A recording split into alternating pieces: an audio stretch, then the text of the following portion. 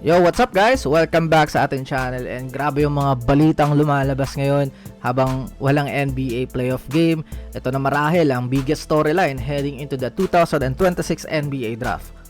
Ang projected number 1 pick na si AJ Dybantsa mukhang ayaw maglaro sa Wizards at ayaw umalis ng Utah.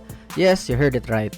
Kahit hawak ng Washington Wizards ang number 1 overall pick, usap-usapan sa Chicago Combine na gusto ni AJ na manatili sa Salt Lake City at maglaro para sa Utah Jazz. Isang hometown hero story na ba ito in the making? So, let's dive into this.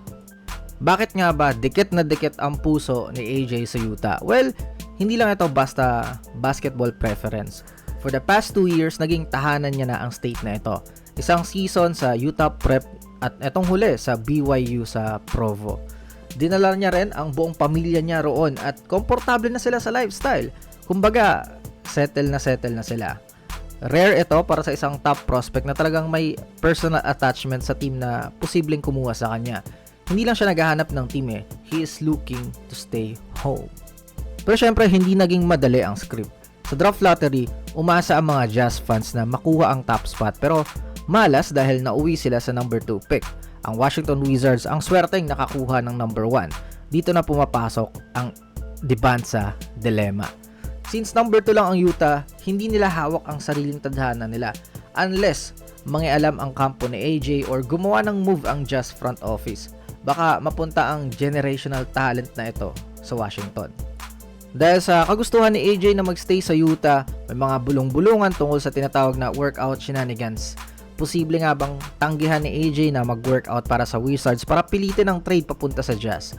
Sabi ni Finkelstein, wala pang indikasyon na gagawin ito ng kampo ni Dybantsa. Pero sa NBA, anything is possible.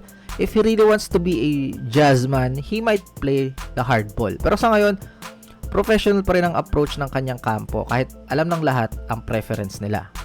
May mga reports na rin ang Utah Jazz na nakipag-ugnayan na sa Wizards para pag-usapan ang pag-trade up. Si Jazz owner Ryan Smith mismo ang nagsabi na everything is on the table. Ibig sabihin, handa silang maging agresibo. Kung ikaw ang Utah, hindi mo na hihintayin na baka sakaling hindi papiliin ng Washington You make the move now. Pero syempre, hindi papayag ang Wizards na walang kapalit na mabigat.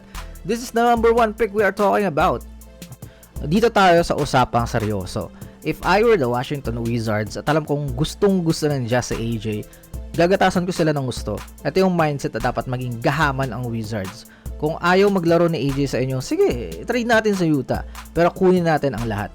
Huwag kayong papayag sa fair trade lang. If they want AJ, they have to pay the price of a superstar.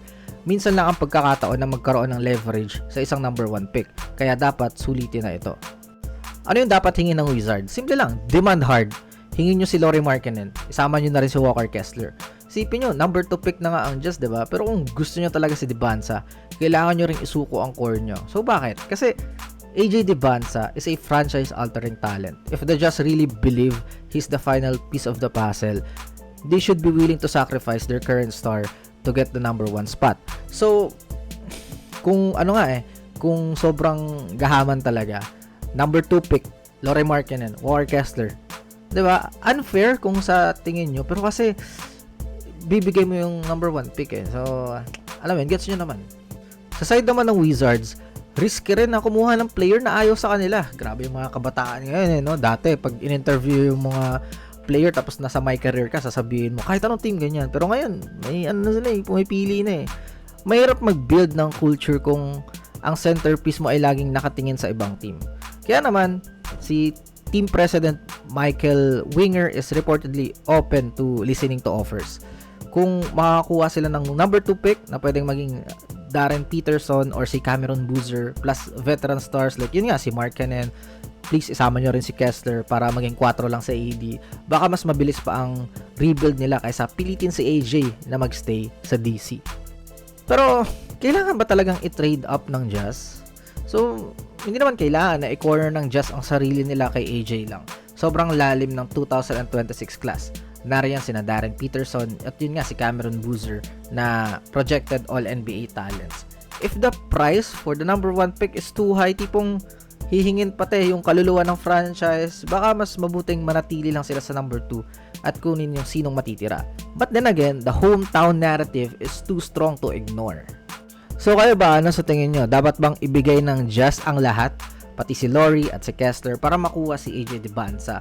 O dapat bang manindigan ang Wizards at piliin pa rin siya kahit ayaw niya roon? Napaka-exciting ng draft na ito at siguradong maraming plot twist bago mag-June. So, let me know all your thoughts, inyong mga trade ideas. Don't forget to like this video, mag-share at mag-subscribe. So, I will now step back.